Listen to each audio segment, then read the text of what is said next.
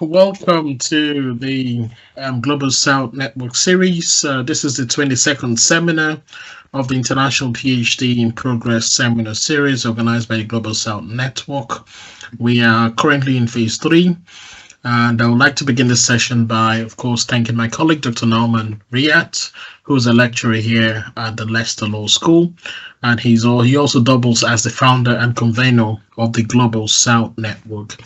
He is also the organizer of the PhD in Progress series and has previously successfully organized highly diverse and inclusive phase 1 and phase 2 of this series last year. For myself, I am Tam Egbe, and I will be the chair for the session. I am a lecturer here as well at the Leicester Law School. Before this, I was a lecturer at the Nottingham Law School. My research interests lie in the area of international carriage of goods by sea, international sale of goods, and of course, commercial law broadly. I'm also joined here by Marcus Vinicius De Matos, a law lecturer at Brunel University, London. He's an honorary member of the Institute of Brazilian Lawyers and currently a guest lecturer at the State Attorney's Office Professional Postgraduate School, where he teaches legal theory in the public law program. Before he joined Brunel, he was a postdoctoral fellow at the National School of Law in the Federal University of Rio de Janeiro, funded by the Brazilian National Council of Research. Previously, he was director of teaching programs at the Judicial School in the High Labor Courts in Rio de Janeiro. He was also advisor to the State Secretariat for Human Rights in Rio de Janeiro, a visiting researcher at the Institute for Social Sciences at the University of Lisbon, as well as an associate tutor at both Birkbeck College and, of course, the London School of Economics. He will be our discussant for today's session. I am also joined by Patricio Enrique Kenny, who is a Juridical Sciences Doctorate Candidate at the New York University School of Law. He will be the peer commentator for today's session. And of course, our guest speaker for today's session is Muhammet Dervis Mete, who is a third-year doctoral student at the University of Edinburgh. His project focuses on constitutional referendums in competitive authoritarian regimes in Latin America. After completing his LLM at Durham University in 2018, Muhammet pursued another master's degree in the field of public international law at Leiden University in the Netherlands in 2019. This endeavor was funded by the prestigious and merit-based Jean Monnet Scholarship provided by the European Commission. His primary areas of interest include constitutional law, constitutional referendums, constitutional crisis, democracy theories, populism and authoritarianism, parliamentary and presidential elections, election law, as well as human rights law. Today, Muhammet will, of course, be presenting his project. Muhammet, you have 30 to 35 minutes for presentation, which will be followed by 5 minutes for comments, questions of discussant and peer commentator, and of course 15 minutes of questions and answer sessions by attendees. You may now begin. Thank you so much for this amazing introduction. Today I'm going to talk about constitutional referendums in competitive authoritarian regimes of Latin America. And I think it would be better to start with competitive authoritarianism. What does it mean? Because I realized that lawyers, even sometimes constitutional lawyers, get confused with concept. This concept was introduced by Stephen Levitsky and Lucan Way in 2010. in a groundworking article. And most hybrid regimes fall either under competitive authoritarian regimes or democracy with adjectives. And I would like to liken this concept to an unfair football game so that we can easily understand what competitive authoritarianism means. This is the first slide, is my 3-minute thesis competition slide that I won. And as you can see, the European Football Championship, as you know, have already started a couple of days ago. Most likely, you are following the match. And just imagine that. Let's look at the first match, Scotland and Germany. And imagine that the Scottish team has only 7 players on the playing field, and the goalpost size are different from each other, let's say 5 meter to 10 meter. And the playing field is not even. There is a significant slope against the weak team. As if these weren't enough, let's imagine that the referee is biased and support the powerful team. So would you believe that the weak team, let's say Scotland, would win against Germany under these terrible and unfair conditions? Maybe it's not impossible, but it's very difficult to win this unfair game under these unfair conditions. Actually, this is basically competitive authoritarianism. As you can imagine, the powerful team represents the government, the weak team represents the opposition, and the biased referee is High Electoral Council, who decide which team or political party win the elections. And as I said, this is basically competitive authoritarianism. In these regimes, competition between government and opposition is real but unfair because the government has an advantageous position in access to resources, law, and media. Unlike full authoritarian regimes, opposition in these regimes still have small chance of winning elections. This means that the government cannot sit back, cannot relax, and cannot just wait for the elections. They have to work hard and they have to sweat to win the elections. As for the second part of my project, I'm focusing on constitutional referendums in these problematic regimes. And most constitutional lawyers argue that referendums should only be used in well-functioning Western democracies like the UK, like the Brexit.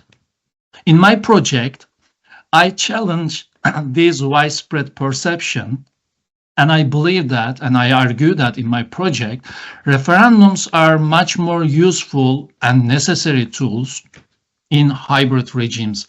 Because in full authoritarian regimes, autocrats do not have to worry about election results. They already know the election results before the elections.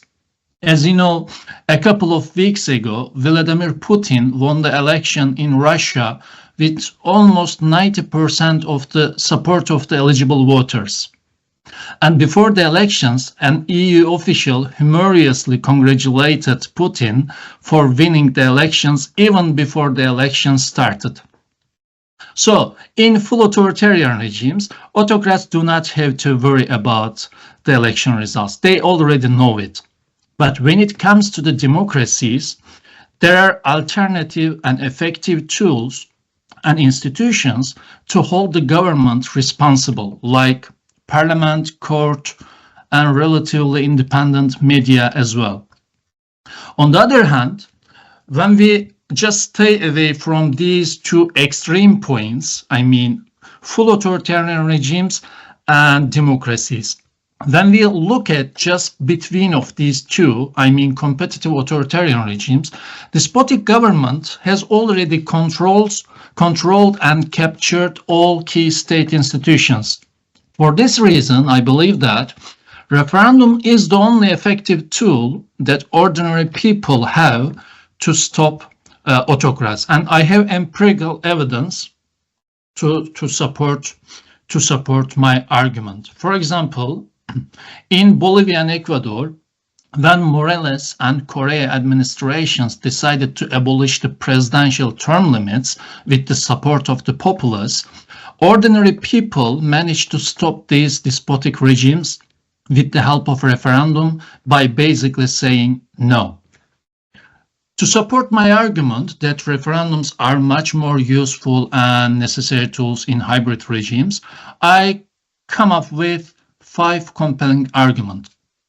Let's start with the first one. Referendum as a safety valve, let the people decide. Although autocrats mostly succeed in obtaining what they want in parliament, they just often prefer to submit their reform package to the public. This is because they need to legitimize their unlawful practices. In some cases, these autocratic regimes have to submit the package to the public for approval due to the constitutional stipulation, constitutional mandate.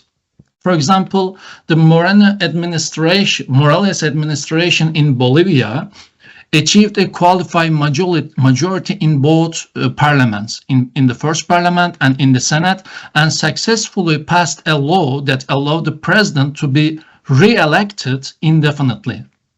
But the Bolivian constitution stipulates that the law should be submitted to the public for their approval. Although Morales have high popular support, although he just relied on this high popular support, he failed to convince the ordinary people, and the constitutional proposal to facilitate the indefinite re-election of the president was rejected by the Bolivian people. That's why constitutional referendum in Bolivia functioned as a safety valve to stop and challenge autocrats. When it comes to my second argument, second reasoning, exploring referendum's role in addressing representative democracy's unresolved challenge and crisis. In the literature, when you read the articles, everybody, almost there's a consensus that everybody is arguing that representative democracy is in crisis. It's actually true because ordinary people do not trust the politicians anymore. They believe that government is prioritizing their own interest over the public. The result is voter apathy, and the decreased voter turnouts is a powerful indicator of distrust to the politicians. Although also governments resort to gerrymandering and other manipulation tools to guarantee particular election results. That's why sometimes Parliament does not accurately and fully reflect the people's will as expressed through the ballot box. For example, in Ecuador, despite receiving around 50% of the votes in 2013 elections, Correa administration was able to secure 80% of the total members. Similarly, Chavez managed to secure over 92% of the parliamentary representation, although in the very first place he received only 60% of the votes. Because this is happening because of the electoral manipulation and gerrymandering tools and institutions. And I would like to give another example out of Latin America, this time from my home country, Turkey. Because of high national electoral threshold, which was exactly 10%, only when the ruling Justice and Development Party under the leadership Erdogan and the main opposition party, Republican People Party, managed to exceed these 10% threshold. And the ruling party secured 2/3 of qualified majority in parliament, despite it only received 1/3 of the overall votes. This means that when we look at the specific numbers, the situation is getting worse. I mean, among 33 million votes, 16 million of them, almost half of the votes, goes to the government and opposition party although ordinary people in the very first place did not support these parties. These people not only were deprived of representation in the parliament, but also their votes directly were added to the list of either governments or main opposition parties because of this peculiar and high electoral threshold. But on the other hand, when we look at direct democracy tools, these problems, I think, do not exist when it comes to referendums. Referendums, yes, I admit that it has unique challenge, like limiting options only to being a zero-sum games when the winner takes all and the loser loses everything. However, they do not have the risk of, disregarding the will of the losing side. I mean, losing side lost just because of the numerical, statistical numbers, not because of their will is not important, unlike the representative systems, crisis, and problems like national electoral threshold. And I believe that another advantage of the referendum is their binary choice characteristic. It sounds a bit weird because it's a criticized point element of the referendums because they are binary choice, they have binary choice characteristics. But I believe that this is a disadvantage in democracies, but this turns into an advantage when it comes to authoritarian regimes. Because in these countries, the absence of binary choice in general elections, coupled with electoral engineering strategies and gerrymandering tools, enable the governments to manipulate electoral system in their favor. This results in the fragmentation of opposition parties and their limited representation in the parliament, which fails to reflect the overall voting because of the crisis. However, in the context of referendum, the fragmented and disorganized opposition has the advantage and opportunity to unite around one single objective: to challenge the despotic government, so to hinder the incumbent from consolidating its power. So on the one hand, yes, it's a disadvantage, a binary choice because of winner takes all. But when it comes to the competitive authoritarian regimes, this disadvantage, I believe, that turn into an advantage so that opposition reunite against government to stop the despotic regime.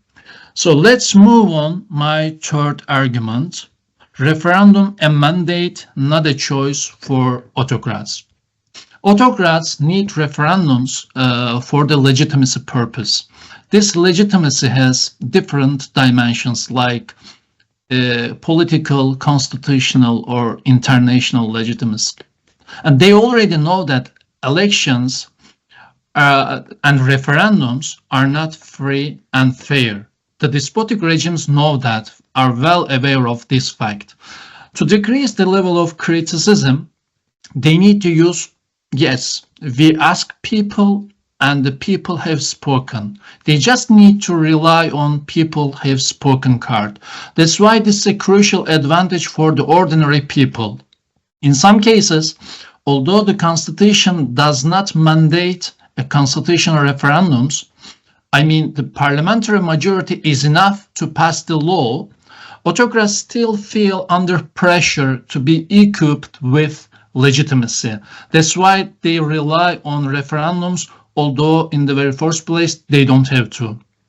That's why this turned into an advantage so that people stop these despotic regimes with the help of referendums. Another reason why despotic regimes rely on referendums is that they see referendum as a vote of confidence. As you know, presidential system do not have these kind of institutions, vote of confidence. It's in parliamentary system. And in countries that embrace the presidential system, the duration of government's rule following elections is actually clearly defined. They will rule 4 years or 5 years. It's already defined. Although this system leads to more stable governments compared to the parliamentary system, the absence of the vote of confidence mechanism in the presidential system deprives the leader of the opportunity to renew the public trust. However, referendum play a crucial role in rectifying this deficiency in the presidential system. This is another reason why autocrats just want to rely on referendums. Let's move on to the fourth one, referendums' contribution to the transition to democracy. I want to give an example, start with an example. In Ecuador, after Correa administration decided to support his vice president, Moreno won the presidential elections, and then he decided to hold the constitutional referendums to rectify the undemocratic practices of Correa administration. Among this highly comprehensive reform package, one of the proposals was about the abolishment of indefinite re-election of the president. Additionally, the Moreno administration overhauled the problematic judicial and media-related mechanisms to facilitate the independent and impartial judiciary and media.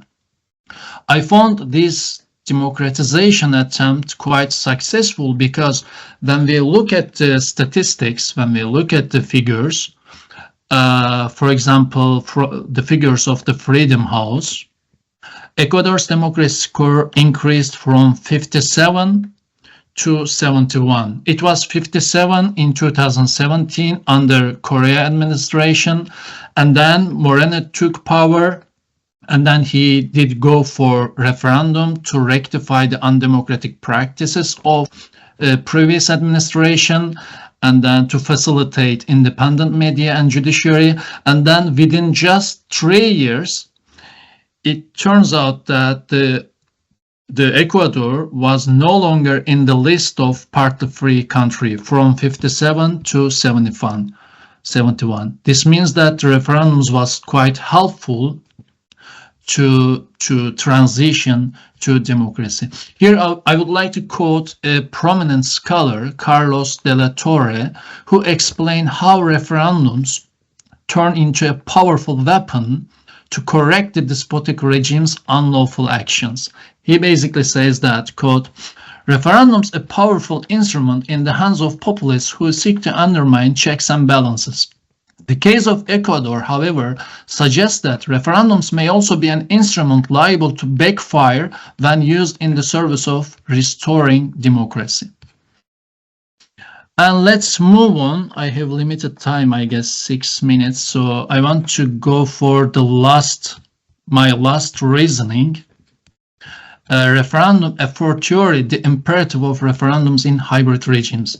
In my study, contrary to the prevalent understanding in the literature, as I said, I argue not only against abandoning referendums in these problematic hybrid regimes, competitive authoritarian regimes, but also I believe that referendums are even much more essential and necessary in these regimes than compared to the two extreme points. I mean, full authoritarian regimes and democracies. As I pointed out earlier, in these regimes, in democracies, in competitive authoritarian regimes, where incumbents capture all crucial state institutions, there remains no parliamentary body or no effective judiciary, no effective constitutional court for the people to protect themselves against this despotic rule. Actually, they have only one possible and plausible institutions, which is constitutional referendums. Therefore, the first justification for the necessity of referendum in hybrid regimes is, unlike democracies, referendum is the only effective mechanism for the people, available to the people, to oppose and challenge this despotic rule. Secondly, The motivations behind political elites resorting to referendums in democracies can be sometimes more complex compared to those in hybrid regimes. I mean, autocrats often present a series of proposals under the guise of reforms to consolidate their regimes and to bolster their power, to be elected indefinitely, for example. Either they are obligated to present these reforms package to the people because of the mandatory referendums, or they just prefer to use public opinion to legitimize their despotic rules, but they prefer, to legitimize these despotic reforms. So they have two options. However, regardless of their method or justification, they have only one motivation: to ensure that people approve their plans. It's quite clear-cut and straightforward. We already know their aim and objective. On the other hand, in democracies, the situation is not as clear-cut and straightforward. For instance, let's look at Brexit referendum in 2016. Despite all political parties, all main parties in the parliament having a consensus on staying within the EU, they ultimately decided to ask the people whether to leave or remain in the EU, even though the public actually endorsed the proposal present to them.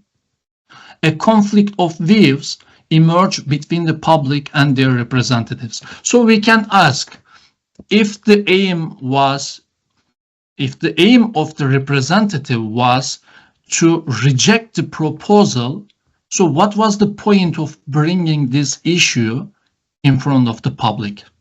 So there's a conflict of views between the representatives and ordinary people.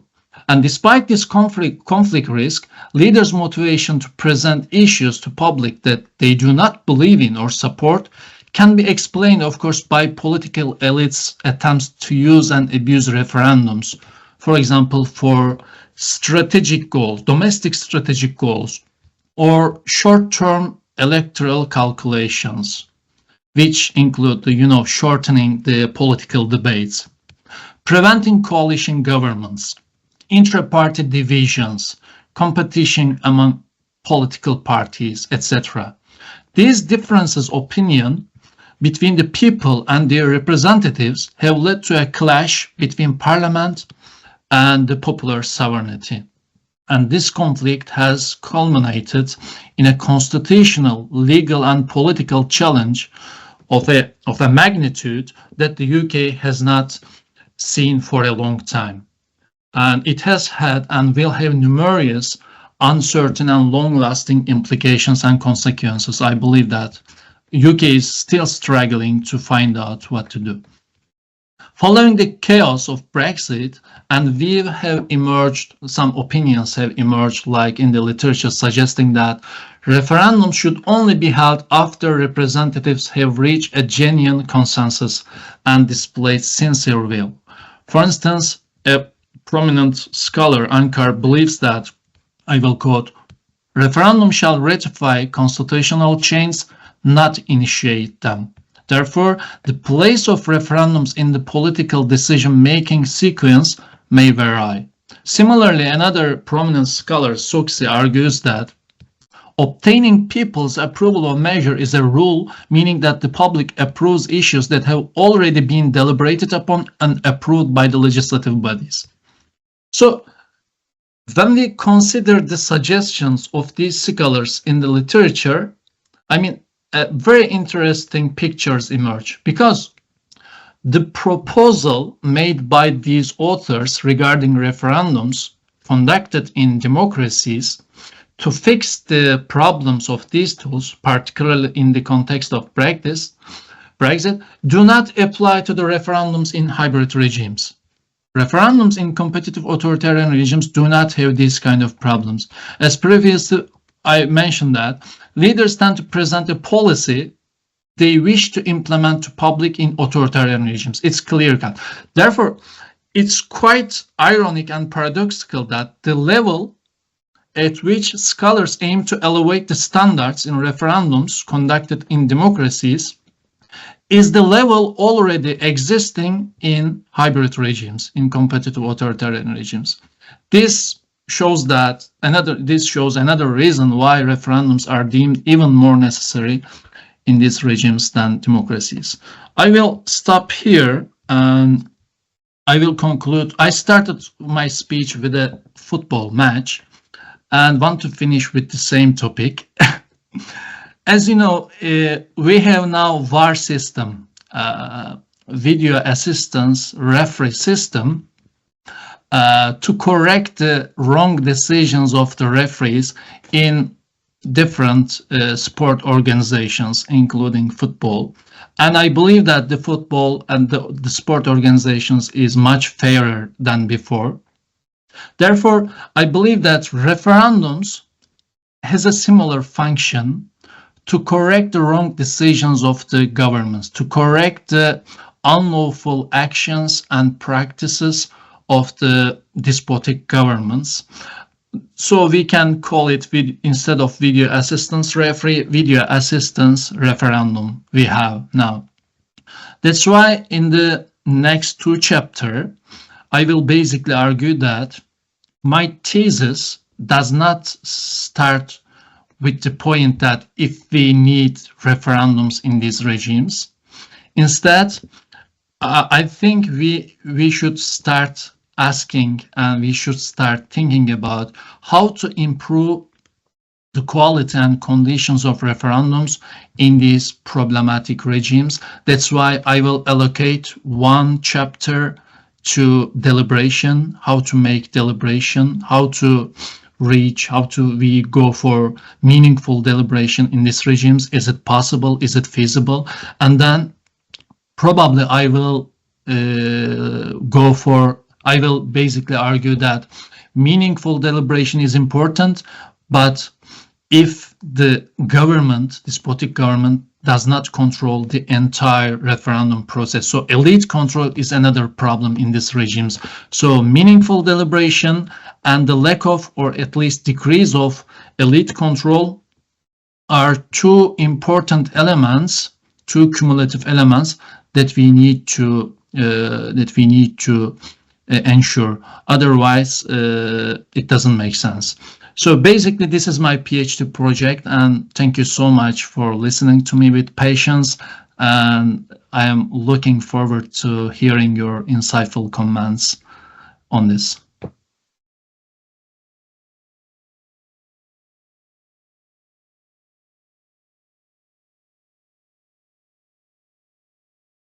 You're muted. Thank you. Sorry about that. Excellent presentation by Muhammet. You're bang on time. Thoroughly enjoyed the presentation. You gave really good examples, and that was really good to do, especially in driving home your argument.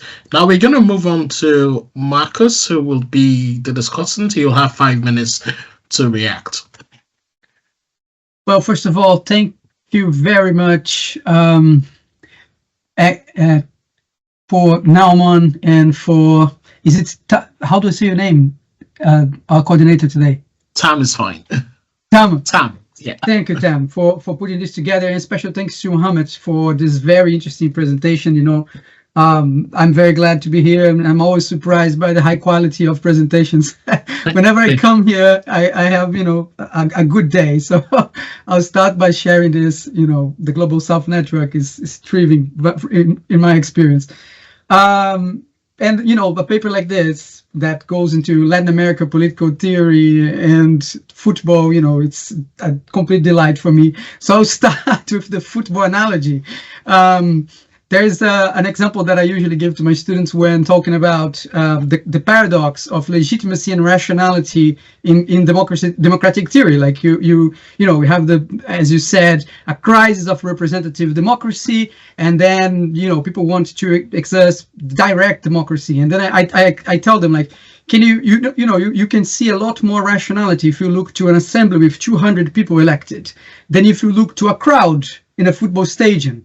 And from my experience, like, I have been to a student assembly once in Brazil that had 2,000 people, and it took 30 minutes just to decide voting if everyone would be able to speak 2 or 3 minutes. You know what I mean? So like the more people you have, the less rational decisions tend to be.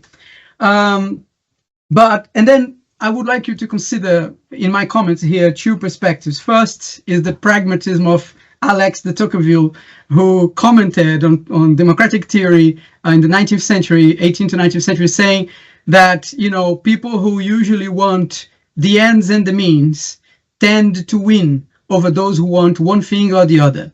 And my point in saying this is that I think when we take democratic theory, constitutional theory, as built up in the 17th century Europe, in France, the US, and elsewhere, and then we apply to different contexts, the result might be, I wouldn't say incorrect, but imprecise. Because, for example, when you compare Turkey and Russia with these Latin American countries, I think there's a huge difference in the numbers, for example, in the numbers, in the quantity of people who are politically persecuted in regimes like Russia and Turkey. When you compare to Latin American countries, you don't have too many political people being persecuted for political reasons, but you do have people being killed on the day-by-day activities of institutions. So in colonial countries that have a colonial history, we do have to take that into consideration. I think I'm beginning with the harsh part of my comment, and I think that is something that I find lacking in the rationale, in the very interesting rationale you build here on your research. Just to make my point clearer, the argument that you're making here historically seems very similar to the argument of Albert Dicey, for example, in the constitutional theory that he builds up for the UK. In the 19th century, in the beginning of the 20th century, Dicey was arguing that the only way to restrain liberal democracy when partisan politics has taken over the UK is to throw in a referendum. So he used the referendum as a break to partisan politics in a democracy. And of course, the UK is a huge exception because it's probably the only country that claims parliamentary sovereignty instead of constitutional sovereignty in the democratic constitutional theory. But my point, going back to history here, is that there's a whole history of the positivist movement, which in some parts of France, sometimes in France, the UK, and Latin America was called the philosophical positivist movement or the political positivist movement, which I'm referring to Auguste Comte, Jeremy Bentham, these guys who influenced Albert Dicey, for example. But they influenced much more political elites in Latin America. And just to give you a concrete example, in Brazil, in the turning of the century, of the 19th century to 20th century, when the republic was proclaimed and monarchy abolished, people wanted to build a referendum democracy without parliament. Parliament was taken out of the table and said, you know, we want the people to vote for a group of elite intellectuals, and then they will decide everything on a referendum. There will be no parliament, because parliament bring in the elites, the liberal elites, who then only vote for their own benefit. So there's a history in these countries that I think you would need to consider when you're talking about hybrid regimes and this sort of thing, that I'm not completely convinced. I really like the competitive authoritarian idea. But then I also struggle with this. I think you need to wrap up as well, because you've got 5 minutes. Sorry. Just to close up then. Your VAR idea, going back to the VAR idea, isn't that the electoral court role, in a sense? We just had, for example, all these countries you were looking at, they all had military coup attempts in the last 10 years, for either from the current opposition or from the current government. So how do you expect to build, you know, stable European model democracy when you have that kind of instability linked to the geopolitics of Latin America? But electoral courts have been playing a huge role in establishing democracy in some of these countries. I would like to suggest that looking into that could help you also figure out the equilibrium. When you say, like, the government has money, but how about people who have money and more money than the government in some of these countries? So I think this is also interesting to play. But thank you very much for your presentation. I really enjoyed. Thank you so much. Thank you so much, Marcus. Thank you so much for these insightful comments. But before you respond, thank you, Marcus. I'd just like to see whether there are any questions from the audience. Samuel has got a question. Okay, Samuel, and then Patricia, we'll get to you when you're doing your reaction to the paper as well. All right. Yes, Samuel. Hi, thank you, Muhammad. I think this was a very interesting topic. Sorry, can you hear me? I cannot turn on my camera, but can you hear me? I can hear you. Perfect. Yeah. Well, I think it has been very eye-opening about the role that referendums have in Latin America. I haven't really thought about everything that you presented, which is very interesting. I do have a couple of suggestions. The first one is that one example that may contribute to your hypothesis is the Pinochet referendum. After the Pinochet regime in Chile, there was a referendum that actually led to Pinochet leaving the government. So I think it would be good for you to look into that. But being a little bit more critic, I think that another element that you should consider is the part that armies play in referendums, and not only in referendums, actually in Latin American governments in general, because you mentioned Evo Morales' case, which is very interesting in Bolivia. And yes, the referendum played an important role in eventually Evo leaving the presidency. But if you remember correctly, about the presidential election, he did reform a law. He did amend a law to be able to run for president again. He ran for president again, and he won. The only reason that he quit was because the leader of the army asked him to. There were a lot of protests. There were like 2 weeks of protests of people because their mandate in the referendum was not being fulfilled by President Evo, because he ran for president and he won because of a biased election, I guess. That's what the OEA said. But the only reason that eventually Evo Morales quit the presidency was because the army mandated him. So I think it would be important to mention that into your research. But apart from that, I think you are on the right path to a very interesting discovery. Oh, sorry, I just remembered something. Another thing that you may consider is the agenda setting power that governments have, because in the current example of Mexico, which is not exactly a mixed regime yet, when it comes to referendums, the president has a lot of agenda setting power, because he has to accept referendums to be able to be done. And also there has to be a minimum percentage of participation from the people for it to be valid, for the referendum to be valid. And this kind of regulatory norms about the referendums make referendums, at least in Mexico, not important. You need 50% of the people to participate, and that's never going to happen. So that's another thing that might be interesting to consider. Yeah, thank you, Samuel, for your insightful contribution. And Muhammad, I'm not sure whether you monitor the chat. Marcus has also dropped something really important as a suggestion that you might want to consider in the chat. We'll come back to the attendees for further questions if need be. But for now, I think at this point, Muhammad, you can react, and if there's still time left to the end, we'll take more further questions after your reaction. Thank you. I would like to start with Patricia. Thank you for your questions and comments.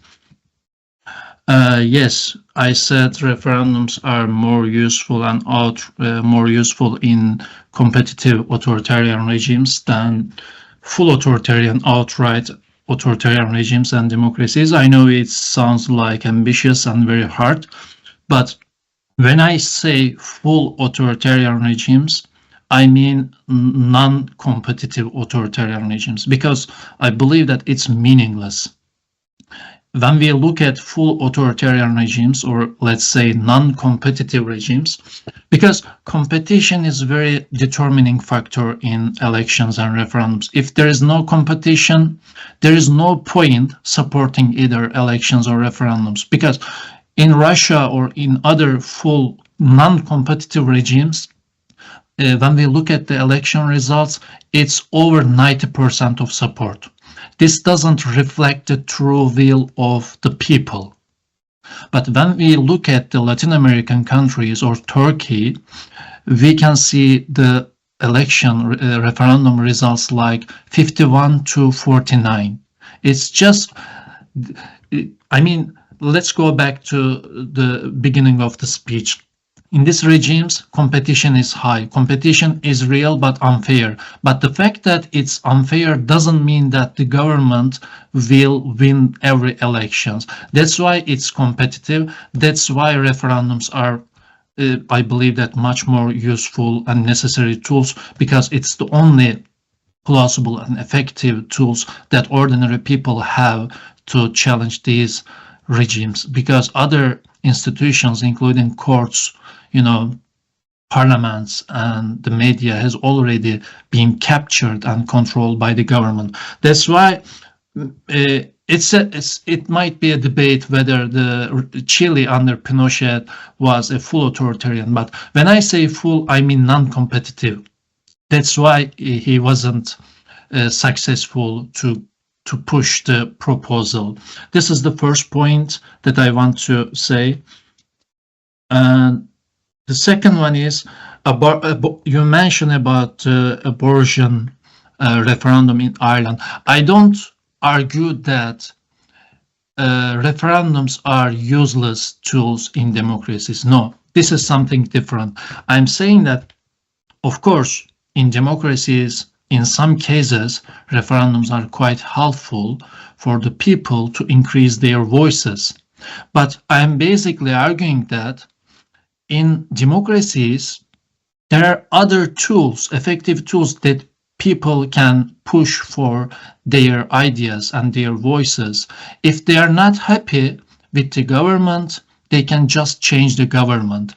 If they are not happy, if the government takes some unlawful actions, the court just intervene and take action. And the media is relatively independent. That's why, just imagine a system, a democratic system, with a lot of effective tools and plus referendums. Referendums might be okay, might be a good option. I don't categorically reject referendums in democracies, but I say in democracies there are alternative effective tools. But when it comes to competitive authoritarian regimes, this is the only tool. That's why we shouldn't give up on these powerful tools that ordinary people have. And when I go back to Samuel questions, I think, Samuel, you also mentioned about Chile under Pinochet regime, and your suggestion is quite important to me. I will look for it. But there is one point that I do not agree with about Evo Morales. I think if I'm quoting you wrongly, please correct me, but you said the only reason that Morales resigned because of army. I think it wasn't like that. Army asked Morales to resign. That's the correct part of your argument. But Morales in Bolivia did go for a referendum in 2016, and then people rejected the indefinite election, presidential election option, and then Morales just decided to not follow the people's order. He get the message wrongly. That's why people started to take the street. There was huge demonstrations in Bolivia as well. And then after parliament and the other institutions, after the people took the street, and then parliament also decided to abandon Morales, and a similar scenario was in Ecuador as well. And then the army, yes, army is a very powerful actor in Latin America, and then army just asked the incumbent to resign. So I think referendum, its result, and then whether the leader decided to go to referendum or not, whether he decide to follow the people's preferences or not, these all are powerful determining factors which affect the future of leaders as well. Army is a powerful, military is a powerful factor, but not the only factor.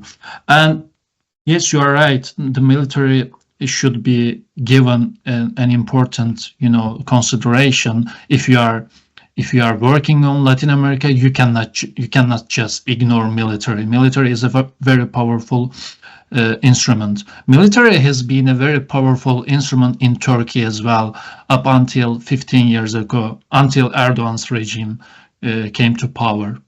But this doesn't mean that referendum and ordinary people have do not have their voices and choices as well. When it comes to, I don't know if, and also Dr. Matos, and I think you mentioned that referendums should be, I took some notes about referendum should be complementary. I'm not arguing that, for example, you talk about Brazil, and in Brazil, people just was considering going for direct democracy mechanism and eliminating parliament, right? Did I understand correctly? Yes, in the beginning of the 20th century. In the beginning of the 20th century, yeah.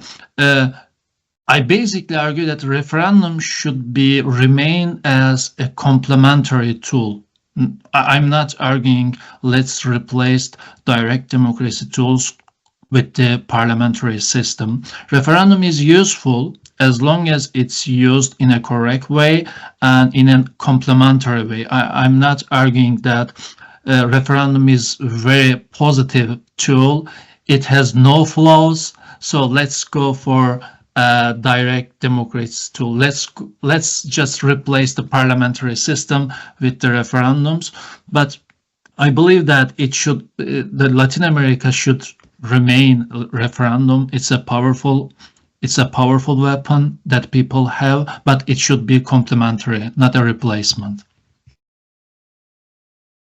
And thank you. Is there any question that I skipped to answer? And the second question is, I don't know if my answers are satisfactory for you. If not, please just step in and say. Yeah, excellent response to the questions. Well done, Muhammet. Does anyone have any other questions to pose to Muhammet? Okay. Yeah, Marcus, please. Just a comment. If you ever, when you finish this dissertation, if you ever want to do a research about the historical use of referendums, count me in. Write me a message. I think this is very, very interesting. Thank you so much. I will do so. Thank you so much. Just a comment, Mohammed. One of the strengths, of course, I mean, there are many strengths, but one of the strengths which I just want to highlight is that I think it's one of few studies that is conducted by non-Latin American on Latin American, and it's very important because most of the time we are very much attached to what is happening in countries and region, and I think somewhere when we are attached we lose objectivity, and this thing becomes easy for someone who is outsider to work on that, because then you're not detached, so the objectivity level increases. It will not be like completely erased, but yes, so this is one of the strengths. Yeah, there are many other strengths, but we are short of time, so I will not. Thank you so much, Dr. Rayat. Thank you so much. Yes, we are bang on time at 3 o'clock. So I would let everyone off. It's been a pleasure to have chaired the session. And thank you all for your contributions, especially the guest speaker, for being on the hot seat as well. Dr. Marcus for an excellent comment regarding the paper. And of course, Patricio for your critique of the paper as well. Well done. And also thanks to Norman for organizing this. So bye, everyone. Thank you so much. Next week, actually, we will have a session as well. Let me just pull that up. I should have gotten these notes ready. My bad. Just one sec, guys. Give me a second.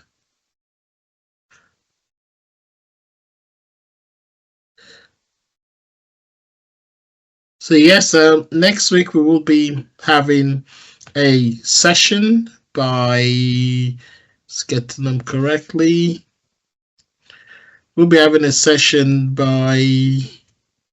Oh, I can't find it. I can't find it now. Norman, you want to step in here and help me? Yes, I think I have already posted it. It's by Ying Zheng. Okay, He's candidate, Leicester Law School, University of Leicester. Excellent. And they are going to present their project titled Corporate Governance in China, Political Determinants and Challenges and Solutions. So we are looking forward to your participation next session. Until then, look after yourself. Have a great day. Enjoy the rest of the week. Yeah, Bye-bye. Bye, everyone. Bye. Thank you.